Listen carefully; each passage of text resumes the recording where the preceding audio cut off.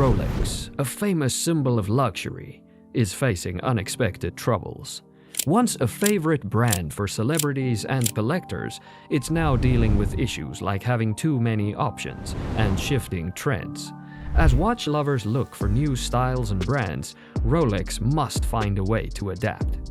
Can the company recover and regain its status?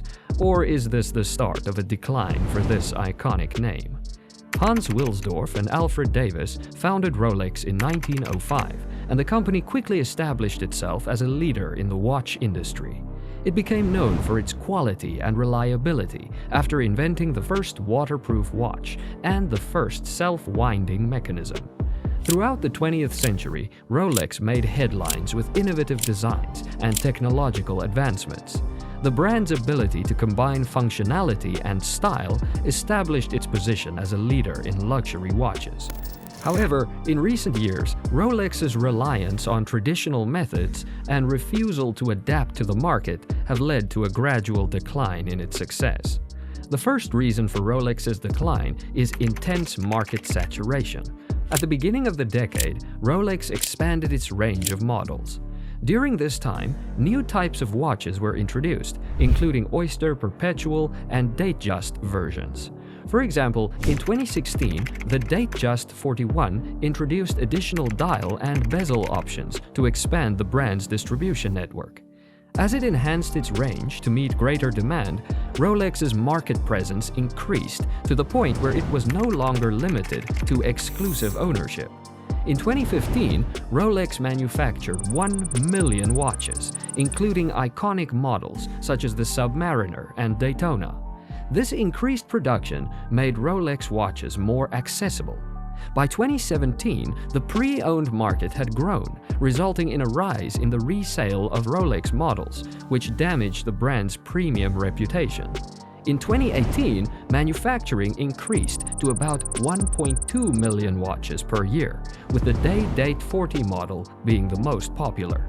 The COVID-19 pandemic in 2020 worsened the issue as Rolex continued to produce over 1.3 million watches, including the Sea Dweller 43mm. This oversupply led to high discounts and promotions. To regain exclusivity, Rolex launched limited edition products like the Daytona Reverse Panda and improved inventory management. However, it's still unclear if these steps can resolve the long-term issues caused by overproduction. The second reason for Rolex's decline stems from a series of quality control failures. In 2016, problems with machinery occurred in several models. For example, the Daytona had several errors. This was mainly due to an expanded quality control procedure, which resulted in stability issues and mechanical breakdowns, negatively impacting Rolex's reputation for accuracy and dependability. By 2018, complaints had grown, particularly regarding the Daytona's chronograph functions and the accuracy of the Submariner's mechanism. Delays in maintenance became an issue, as Rolex struggled with the high number of watches requiring repairs, leading to customer dissatisfaction. The situation worsened in 2020, with the COVID-19 pandemic causing industrial shutdowns and staff reductions, exacerbating the issues with improper movements and increasing the risk to quality control protocols.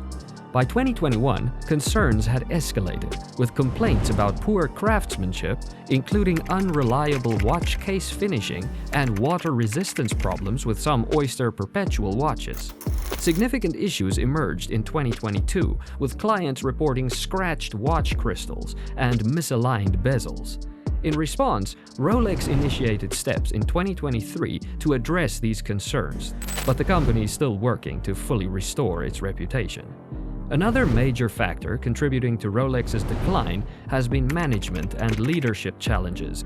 The leadership change in 2015, when Jean-Frédéric Dufour replaced Bruno Meyer as CEO, created confusion regarding Rolex's strategic direction and future goals.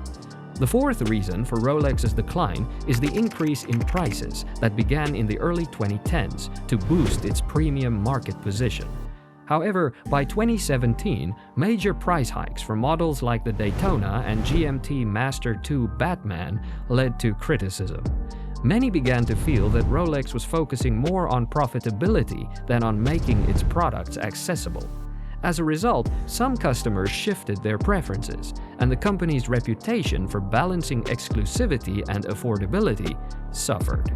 In 2019, the Day-Date 40 cost approximately $33,000, and the Explorer 2 around $9,000, making Rolex watches unaffordable for most consumers. Consequently, some customers opted for other luxury brands or pre-owned Rolex models. The COVID-19 pandemic further complicated the situation globally, yet Rolex maintained its high prices, leading to reduced demand and sales. By 2021, prices continued to rise, with the Daytona at $14,500 and the Datejust 41 at $8,600. Many customers felt the value was no longer justified, resulting in a reported 15% decline in brand interest. In 2022, Rolex launched new models like the Day-Date 36 and Explorer, while maintaining its premium pricing strategy. By 2023, models such as the Daytona Platinum remained very expensive, creating a perception that Rolex was increasingly unattainable, which negatively affected overall consumer interest in the brand.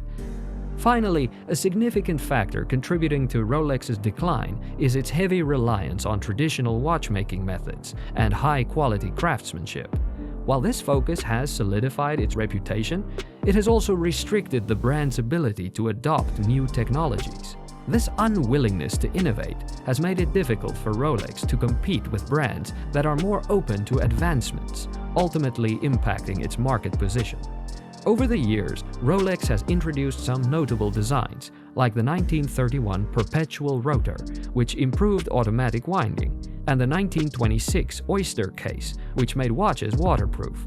More recently, the brand introduced features like Cerachrom ceramic bezels and the Chronergy escapement. However, Rolex has not embraced digital or smart technologies like some other brands, such as Patek Philippe. As the watch industry evolves, Rolex's strong focus on tradition could become a disadvantage. While many people appreciate the classic look and quality, there's also a growing demand for watches with modern features. If Rolex does not adapt, it risks losing customers to brands that are more open to innovation. The company has fallen behind in developing modern features like touchscreens, health monitoring, and wireless connectivity. Consumer expectations have shifted in favor of these advancements. Rolex has made some modifications to its traditional watches, such as the 2020 redesign of the Submariner and the 2019 Day-Date 40mm, though these changes have focused on mechanical improvements rather than new technologies. As a result, Rolex has lost market share and appeal to consumers who prefer fully featured smartwatches. This avoidance of innovation has made Rolex seem outdated as a leader in the luxury watch market, where it is often compared unfavorably to other brands. If you enjoyed this video and want to see more content like this, make sure to visit our channel and check out our other videos.